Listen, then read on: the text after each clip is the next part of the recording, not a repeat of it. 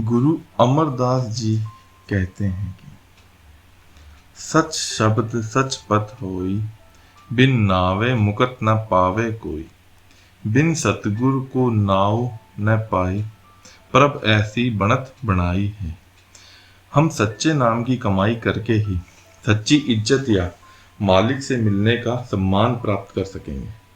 नाम की कमाई के बगैर कोई साधन और तरीका नहीं है कि हम देह के बंधनों से छुटकारा हासिल कर सकें।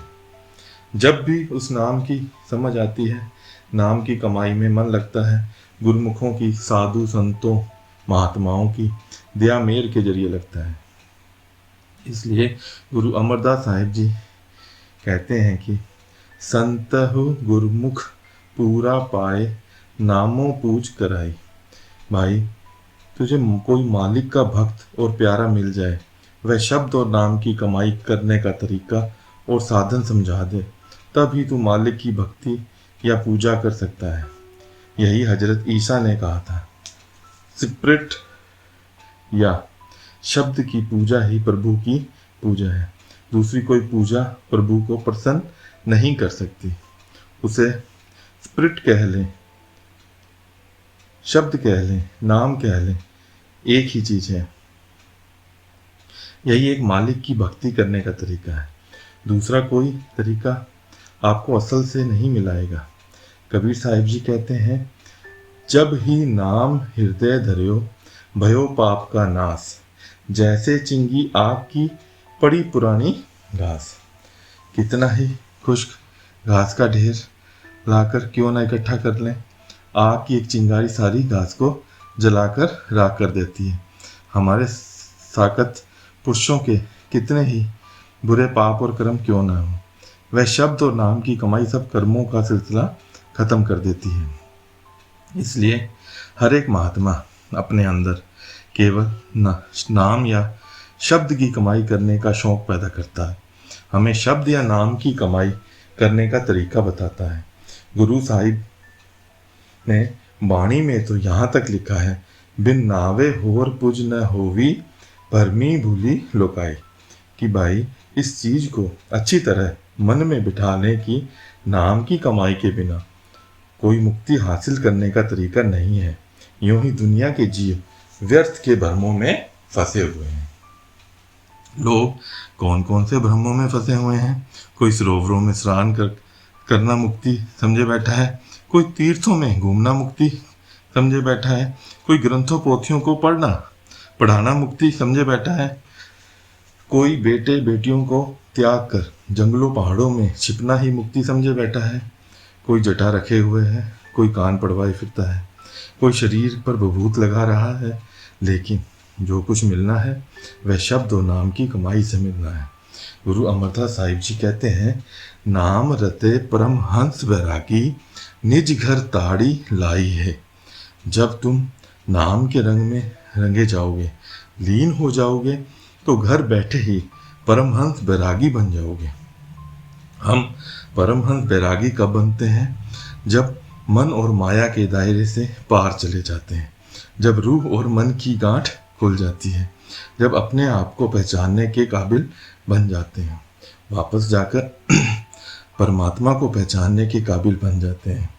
गुरु नानक देव जी कहते हैं, नाम विसार चलै अनमार्ग, अंत काल पछताए। नाम की कमाई करने का तरीका छोड़कर जिस भी रास्ते पर चलने की कोशिश करोगे, आखिर मौत के वक्त पछताना पड़ेगा कि यूं ही अपने कीमती वक्त को जाया कर दिया। क्यों पछताना पड़ता है? बिन नावे दर्द डोई, नाही ता जम करे खुआरी। नाम की कमाई के बिना कोई मालिक के घर नहीं पहुंच सकता, यमदूतों के हाथों खराब होना पड़ता है। वैसे तो हर महात्मा ने शब्द और नाम की महिमा की है, लेकिन वक्त वक्त के मुताबिक कई महात्माओं ने इसको सीना बसीना राज रखा है। एक दूसरे को जाति या निजी तौर पर समझाने की कोशिश की है। कईयों ने उस वक्त के मुताबिक उस नाम के बारे में इशारे कर दिए हैं। कई गुरु साहिबानों ने खोलकर नाम का जिक्र और प्रचार किया है। गुरु नानक साहिब की वाणी में भी बड़ा खोलकर नाम का प्रचार किया गया है। गुरु साहिबान ने तो नाम के बारे में इस तरह खोलकर और साफ साफ लिख दिया है कि किसी को कोई वहम ही नहीं हो सकता, किसी तरह के भ्रम की कोई गुंजाइश ही नहीं हो सकती।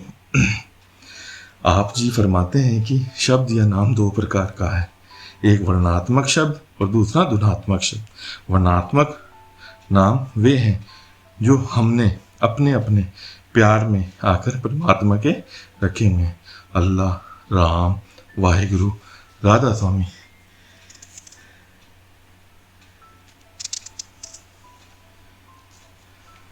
परमात्मा, परमेश्वर, ये जितने भी हम परमात्मा के नाम रखते हैं ये सब लिखने, पढ़ने, बोलने में आ जाते हैं। हर नाम का हम इतिहास खोज सकते हैं, समय निश्चित कर सकते हैं, वक्त निश्चित कर सकते हैं, लेकिन गुरु साहिबान जी उस नाम की महिमा करते हैं जिस नाम ने दुनिया की रचना पैदा की है, जिसके आधार पर खंड ब्रह्मांड खड़े हैं। जो नाम लिखने में नहीं आता, बोलने में नहीं आता, पढ़ने में नहीं आता, जिसको गुरु साहिबान जी अनस्पोकन लैंग्वेज, अलिखित कानून, अनबोली भाषा कह के याद करते हैं। हजरत ईशा ने उसके बारे में कहा है, आंखें होने के बावजूद तुम उसे देख नहीं सकते, कान होने के बावजूद तुम उसे सुन नहीं सकते, जिसके बारे में गुरु अंगद साहिब जी ने जिक्र किया है। अखी बाजों वेखना बिन कन्ना सुनना, पैरा बाजों चलना बिन हत्था करना, जीबे बाजों बोलना इव जीवत मरना, नानक हुकुम पछाणे ते खसमे मिलना। कि तुम उस हुक्म, शब्द या नाम को पकड़कर अपने खसम भाव परमात्मा से मिलोगे, जिसको कभी तुम्हारी आंखें देख नहीं सकती, तुम्हारे कान सुन नहीं सकते और जिसका तुम्हारी जुबान वर्णन नहीं कर सकती, जहाँ न हमारे हाथ लेकर पहुँचते हैं न हमारे पैर लेकर पहुँचते हैं, और जिस चीज को हम जीते जी मरकर हासिल कर सकते हैं। जीते जी मरने का मतलब है जिस चीज के ख्याल को 9 द्वारों में से निकालकर आंखों के पीछे इकट्ठा करके हासिल कर सकते हैं, वह नाम कहाँ है। गुरु अमरदास जी कहते हैं, सरीहो भालनी को बाहर जाए, नाम न लहे बहुत बैराग दुख पाए। वह नाम हमारे शरीर, हमारे देह या वजूद के अंदर है। हमारे शरीर के 2 हिस्से हैं, एक आंखों के नीचे, दूसरा आंखों के ऊपर। शरीर के अंदर रूह और मन की बैठक आंखों के पीछे है, जिसको कोई तिल कहता है, कोई शिव नेत्र कहता है, कोई दिव्य चक्षु कहता है, कोई मुक्ति का दरवाजा कहता है। ख्याल आंखों के पीछे से उतरकर 9 द्वारों के जरिए सारी दुनिया के अंदर फैल जाता है। इस फैले हुए ख्याल को वापस लाकर दोनों आंखों के पीछे और बीच में इकट्ठा करना है। जब आंखों के पीछे ख्याल इकट्ठा करते हैं, अपने आप ही समझ आनी शुरू हो जाती है। वह मीठी से मीठी और सुरीली से सुरीली आवाज़ जो मालिक की दरगाह से आ रही है, वह हमारे अंदर है। वह चोरों के अंदर भी है, साधु संतों महात्माओं के अंदर भी है। वहाँ किसी कौम का, मजहब का, मुल्क का सवाल ही पैदा नहीं होता।